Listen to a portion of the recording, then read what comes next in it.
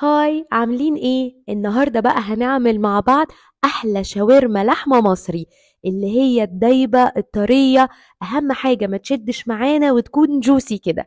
هقولها لك بكل تفاصيلها من غير اي افتكاسات ولا تعقيدات، تكون سهلة وبسيطة بتتبيلة موجودة عندنا كلنا في البيت، ومش هتاخد معاكي اكتر من 10 دقايق. انا لورا. لو اول مرة تشوفيني، لو سمحتي روحي اعملي لي اشتراك للقناة بتاعتي ولايك وشير لو الفيديو عجبك مع كل أصحابك. صدقيني لما هتعملي الشاورما بالطريقة دي مش هتتخيلي النتيجة، وهتعمل معاكي كمية حلوة جدا. أنا النهاردة كان عندي نص كيلو من اللحمة الشرايح، الجزار مقطعها لي رفيع عشان الشاورما، وهي من وش الفخدة. لازم تكون حتة بتستوي بسرعة عشان ما تشدش معانا.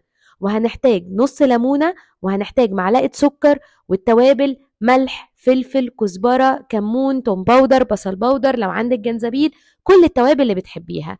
هنا ضربت في الكبة بصلاية معاها فلفلاية رومي خضرة، ولو بتحبي الفلفل الحراق ممكن تحطي، بس احنا مش بنحب السبايسي. واهم حاجة بقى ان انا عصرت البصل دي كويس جدا عشان اخد المية بتاعتها هي والفلفل بس. لو مش عايزة تعملي خطوة البصلة دي خطوة اختياري، بس بتخلي اللحمة تطرى جدا. لو عايزة تحطي التوابل على طول برضو ممكن جدا، او تحطي بدل مية البصل واحدة زبادي.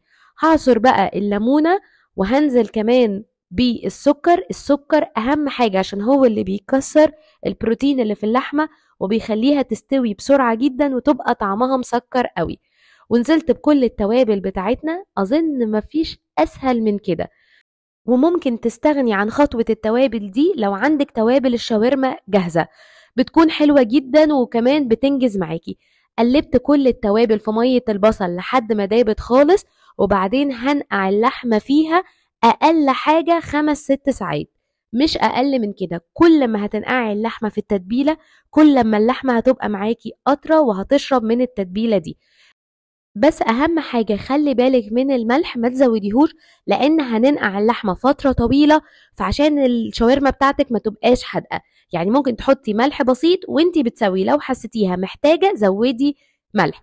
اهم حاجة بقى معلقة سمنة بلدي كبيرة او زبدة المتاح عندك، ولو عندك ليا كمان بتدي طعم حلو قوي، بس احنا مش بنحب طعمها. وسخنت السمنة جدا، وبعدين نزلت باللحمة في الطاسة بتاعتي تكون مفرودة. اهم حاجة ان هما ما يبقوش متكلكعين. وطبعا لو الكمية كبيرة هتعمليها على مرتين عشان اللحمة تستوي. في الفترة دي انا مش هقلب خالص لحد ما اللحمة تاخد اللون بتاعها، وبعد كده هقلبها بقى اول ما تاخد لون لحد ما تستوي. دايما على نار عالية، ما توطيش النار عشان اللحمة ما تشدش معاكي، وما تخافيش اللحمة هتستوي بسرعة وتبقى طرية جدا. وبفضل اقلب لحد ما اللحمه تكون استوت. هنزل عليها ببصلايه متقطعه رفيع جدا، ولو بتحبوا البصل اكتر طبعا زودوا، دي حاجه اختياري. هقلب البصله لحد ما تدبل، بس يعني مش هتاخد لون معايا، احنا عايزين الخضار يبقى طعمه باين في الشاورما. وكمان هنزل بطماطمايه متقطعه صغير. عايزه اقول لكم ان الخضار اختياري، في ناس بتحبها ساده خالص من غير ولا طماطم ولا بصل، برضو بتبقى طعمها حلو جدا، بس انا بحبها على اصولها زي ما بناكلها من المحلات بالظبط. بعد كده ما قلبت الطماطمايه يا دوبك بس تاخد كده من طعم اللحمه والبصل، يعني ما تنزلش الميه بتاعتها ولا تستوي. هنزل بقى بمعلقتين من سلطه الطحينه اللي انا عاملاها، بجد بتودي الشاورما في حتة تانية خالص، وبتخلي اللحمة بتاعتك كمان طرية قوي.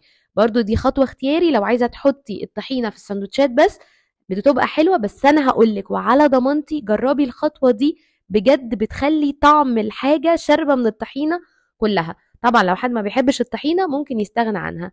اخر حاجة هطفي النار، وهنزل بحزمة بقدونس متقطعة صغير واقلبهم. انا هنا طفيت النار عشان البقدونس ما يستويش خالص ويفضل اخضر ولونه فريش.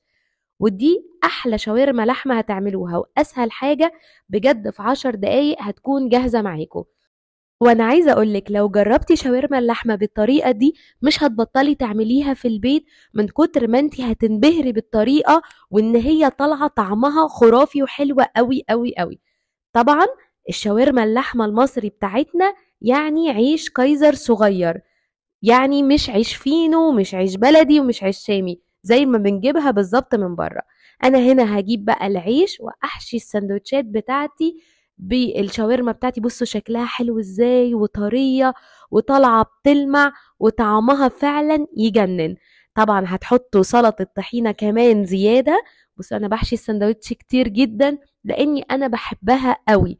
يا رب فيديو النهاردة يكون عجبكم، سهل بسيط يعني كده، بينفع الولاد كلها بتحبه واحنا كمان ككبار بنعشقه، وبيفكرنا كده بذكريات الطفولة لما كنا بنخرج مع اصحابنا عشان ننزل ناكل شاورما لحمة.